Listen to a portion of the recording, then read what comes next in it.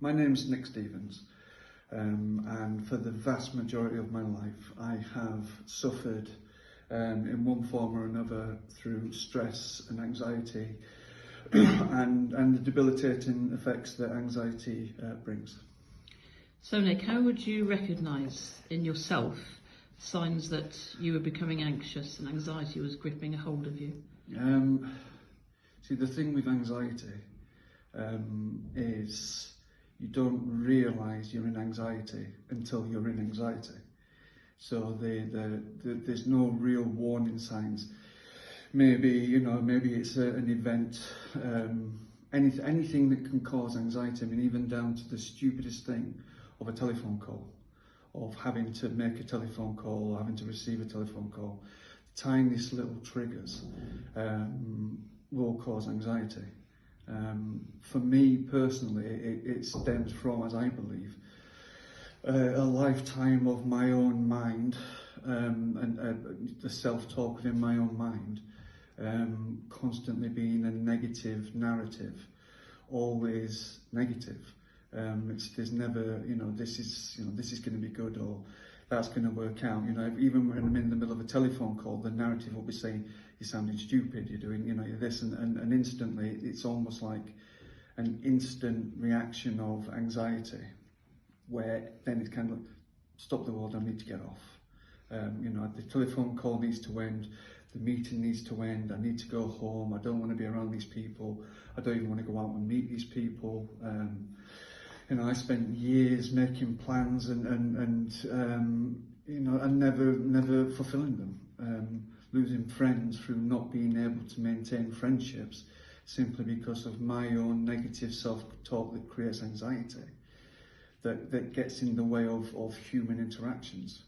The thing with anxiety is it's an unseen fear that actually doesn't exist. That's the whole idea of fear. There's a big difference between danger, because danger is something right in front of you that you need to deal with, whereas fear is what my imagination will create that isn't real. So if you have an anxiety order like myself, it's then listening to that negative self-talk and believing it. And the minute I start believing it, I'm not good enough, the this, the that, and then the fear then becomes a reality. So could you, using your own experience, do you think you could recognise signs in other people that they were suffering from anxiety? Yeah. I mean, a big sign of anxiety is self-isolation. There's a difference as well between people who have solitude to recover or recoup, and isolation where somebody is deliberately shutting themselves away from the world because it's too scary to be out in the world. So there's something about connecting with people that's quite important then. Yeah, it's all about believing the voice within myself. We talked earlier, whether it comes from childhood, whether it came from the school system, or whatever it comes, girlfriend, anything that has been negative, just builds and builds and builds, and it's almost like this storehouse at the back of my head that can go into there and say, all right, well, this is a situation you've been in before and you weren't good enough. This is where, last time you did this, you failed, or, so it's a belief within myself that I'm just not good enough. So in terms of going forward, and you recognising the signs in yourself, what kind of techniques have you developed to make sure the anxiety doesn't take a hold of you? Okay, the first thing I've started doing now is first thing I do is I switch off any and all distractions.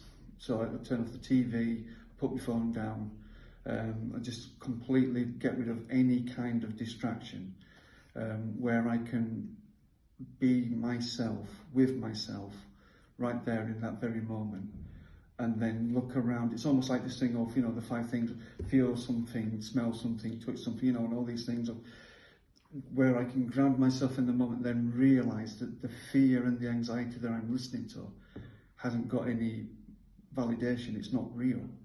So, it's telling me that if I go out to the shops, everybody's going to look at me.